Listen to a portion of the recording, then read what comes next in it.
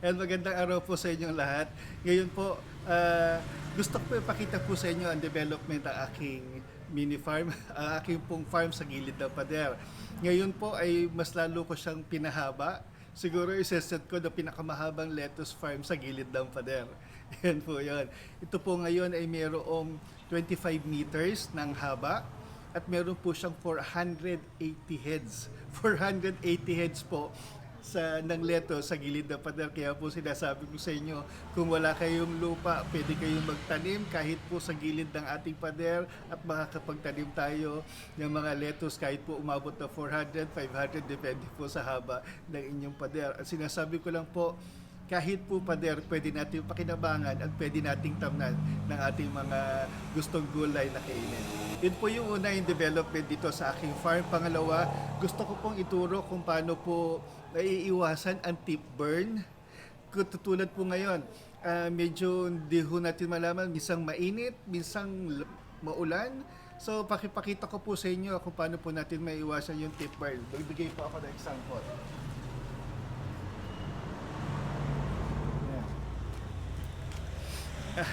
Dati po ayoko magtanim ayoko nang magtanim ng romaine kasi masyado siyang matakaw sa tip burn. Lagi po nagkaka-tip burn, lagi ko pinoproblema, hindi ko siya nabebenta ng maayos dahil sa tip burn. Pero tingnan niyo po ito. Yan. Wala pong senyales ng tip burn. Yan. At ang ganda pa po niya. Ang variety po nito, kung tatanong nyo, ay Maximus romaine, RZ. Maximus RZ na romaine variety. So, tingnan nyo po, ang ganda po ng ang ganyang dahon, wala pong tip burn at didiscuss ko po sa inyo mamaya kung paano tayo makakaiwas sa tip burn. Pangatlo po, didiscuss ko po sa inyo, kung mapapansin nyo po, ang haba-haba nito, 25 meters ang haba, pero wala pong insekto. Dati po pinoproblema ko ang leaf miner, ngayon hindi ko na po siya problema. At sasabihin ko po sa inyo kung ano yung naging sekreto ko kung bakit ko na-prevent ang mga tip burn. Dati po, itong romaine, napakatakaw po ng pagdapo dito ng mga leaf miner. Ngayon po, pag titingnan nyo lahat ng aking romaine, wala po kayo makikitang leaf miner dyan. So, yun po yung pangatlo. At yung pang-apat po, mga konting tips lang sa pag-maintain po ng ating farm. So ilamang po. At ngayon po, itour ko po kayo sa aking lettuce sa gilid ng pader. Ang pinakamahabang lettuce farm sa gilid ng pader. Sige, tingnan niyo po.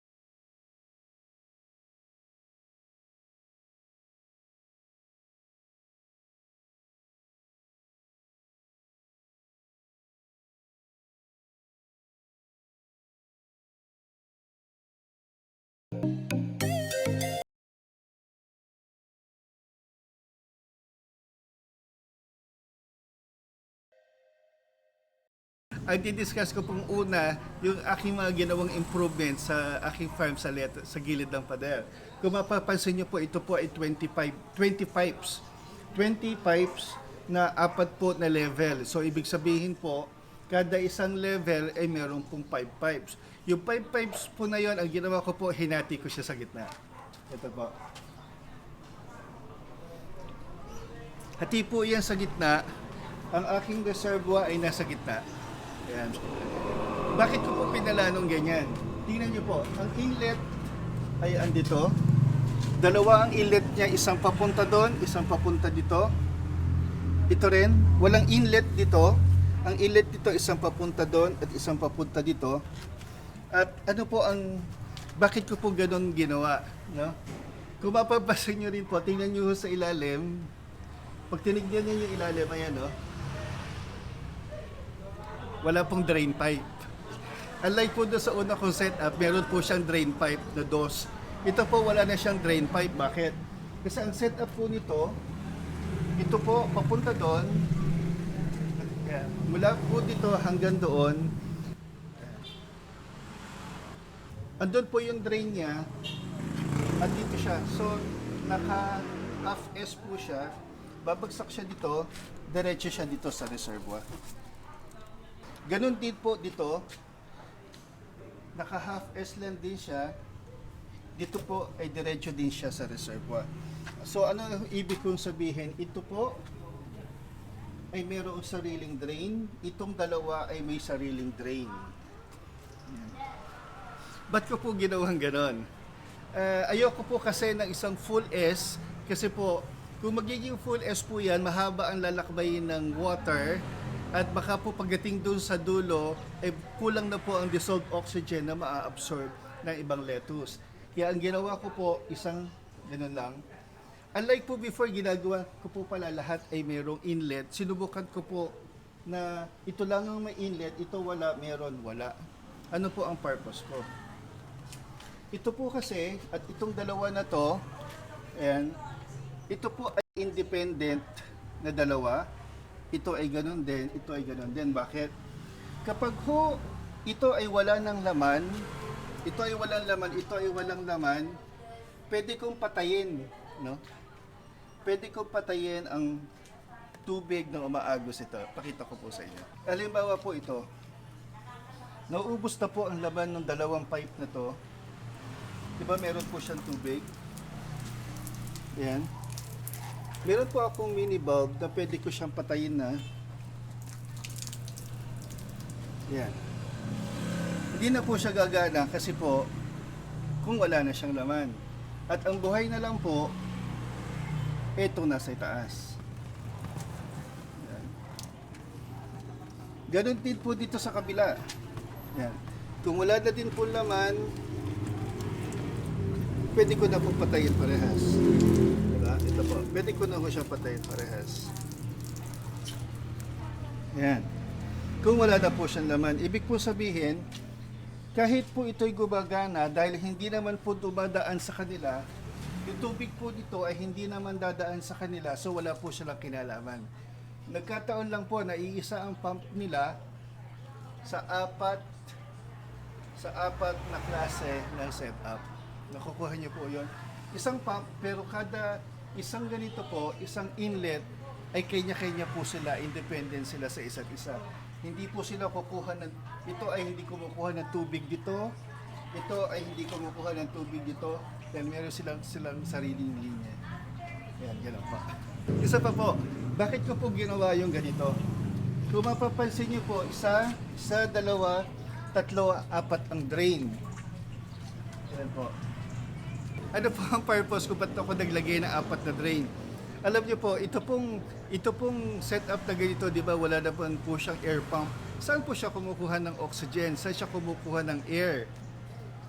Sa drain po. Yung sa bagsak ng tubig, yung splash ng water, doon po siya kumukuha ng oxygen. Yung dissolved oxygen na yon, siya yung dinidistribute sa mga pipes. Kung meron po ako, yan, kung meron ako na apat na drain, ano ang ibig po sabihin nun? Ano po ibig sabihin nun? Kung meron ako apat na drain na bumabagsak sa reservoir, ibig po sabihin, mas maraming bagsak na tubig, mas maraming oxygen na available, mas maraming oxygen ang madidistribute sa mga pipes. Yun po yung purpose ko doon.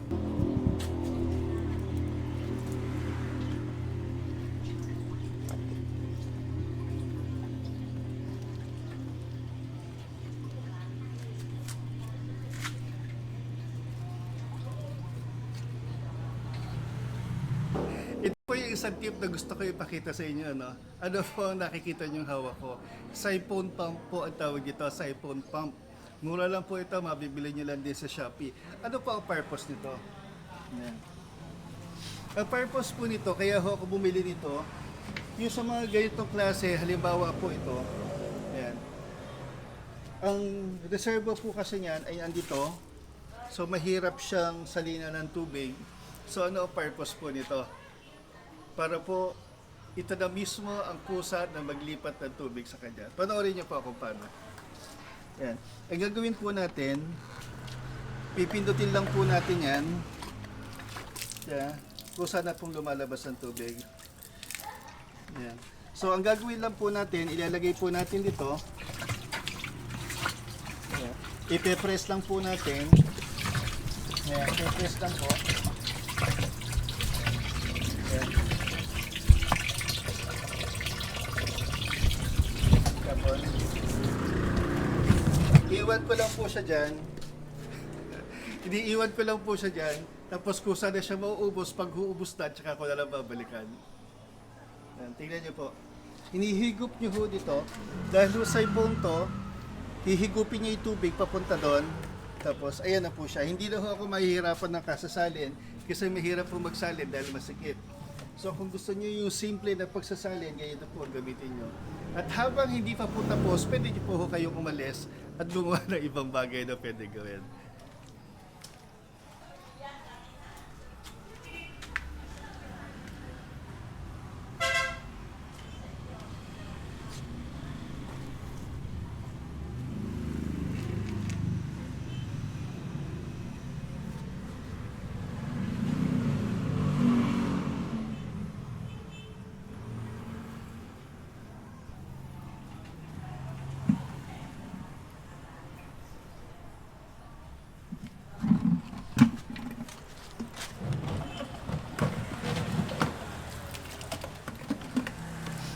Ayan.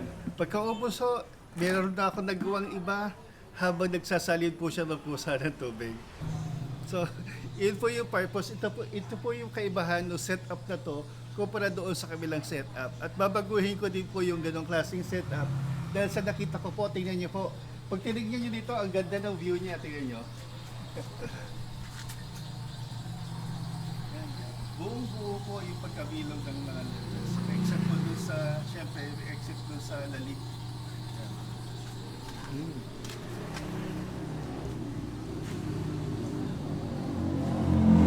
Ganda po, ano?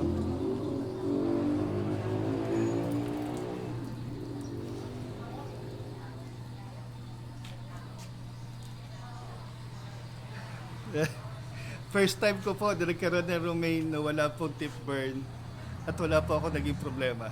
At papakita ko po kung paano po nga po ginawa. Sabi ko po sa inyo kanina, magbibigay ako ng tip kung paano ko po ba nape-prevent ang insect dito, lalo-lalo na ang leaf miner. Sabi ko po sa inyo, before, ang laki problema ko ng leaf miner kaya ginamitan ko siya ng hydrogen peroxide. Pero yung hydrogen peroxide po kasi ay pamatay na ng leaf miner. Pero ano po dapat natin gawin? Di ba? Mas mainam po na i-prevent po natin na dumapo ang mga fruit fly sa ating mga lettuce para hindi na po magka-leaf miner. So ano po ang solusyon ko para ho i-prevent ang paglapit po o i-prevent ang fruit fly na mangitlog sa aking mga lettuce. Ang leaf miner po ang nanggagaling sa itlog ng mga fruit fly. Pag naging larva po sila ay gagapang sa dahon. Kinakain po nila yung dahon. Kaya po sinisira nila yung dahon. Sila po yung parang sigsag-sigsag na kumakain ng mga dahon ng lettuce. Kaya po, ano po yung sekreto kung paano ko po nape-prevent ang leaf miner? Ito po, panoorin niya. So ano po ang ginagawa ko dyan? Ayan po, gumagamit po ako ng super net. Gawa po yan ng Harvest. Ini-spray ko lang ho yan sa bote ng Coke. Ay kahit po anong bote actually. Pag ho in-sprayan nyo ho yan, isabit nyo lang yan, isinabit ko po sa aking setup. Pero tandaan nyo po ito. Sabi ko po kanina, inilalagay ko po yan before po natin ilagay yung setup natin. Bakit po natin kailangan ilagay yan before tayo maglagay ng mga lettuce? Kasi po, ito pong super net na ito ay nag-a-attract ng mga fruit fly. So, ano pong purpose ko? Although hindi po lahat ng mga fruit fly na yan ay pupunta sa lettuce ko, nape-prevent ko na po, pinapatay ko na po yung mga posibleng fruit fly na pumunta sa aking mga lettuce. Kaya po dumadapo lang po sila dyan, dumidikit sila at namamatay na. So, yan po yung purpose niyan.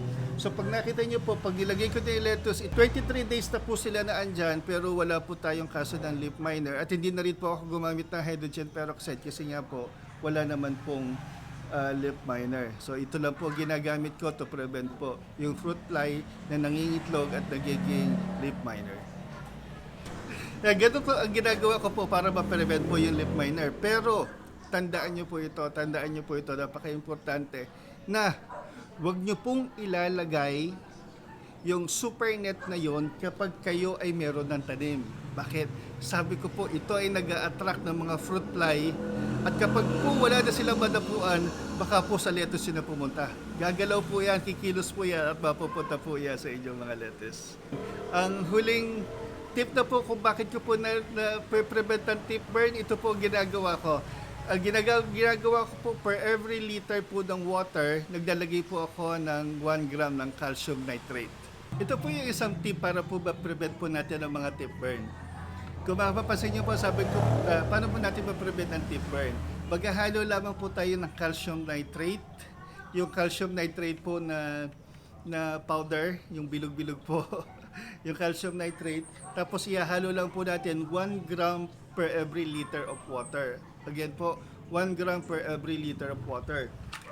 Ako po ngayon ay meron dito na 4 liters na lalagyan ng water, ng plain water lang po ito.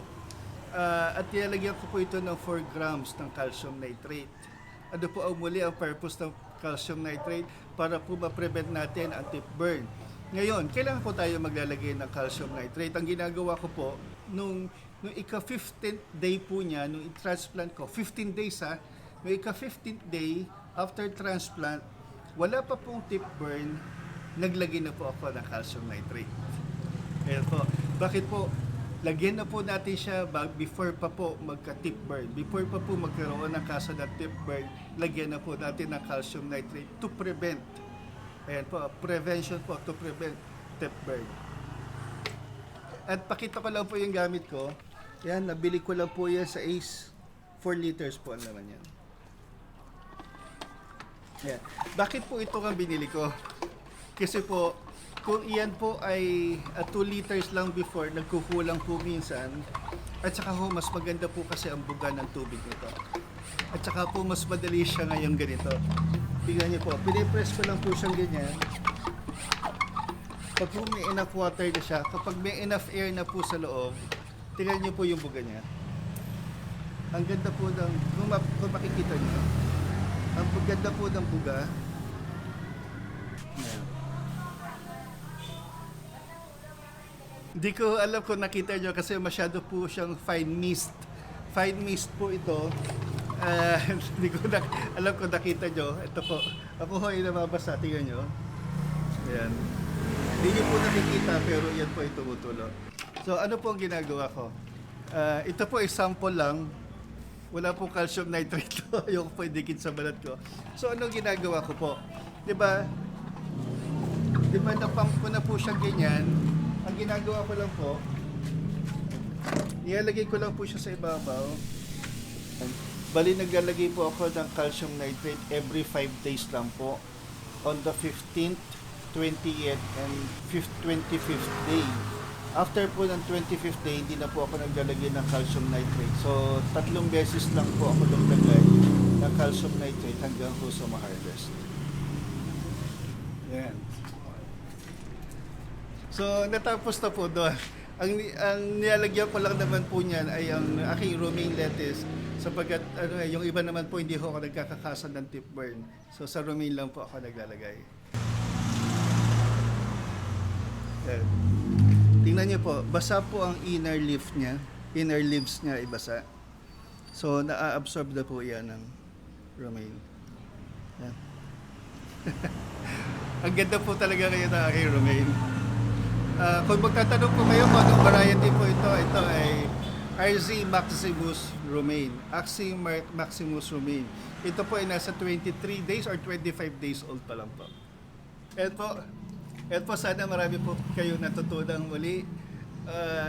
I-wrap up ko lang po. Una po pinakita ko sa inyo yung setup ko na ginamitan ko siya ng mga mini bulb para maging independent siya bawat isa. At pwede ho natin patayin kung wala na pong laman ito, wala na pong laman ito. At ginamitan ko po ng 4 na drain. Bakit po? Para po sa mas maraming oxygen. Ayan. Tinuro ko po sa inyo kanina kung paano po mape-prevent ang leaf miner. Ayan, using Supernet. Effective po siya.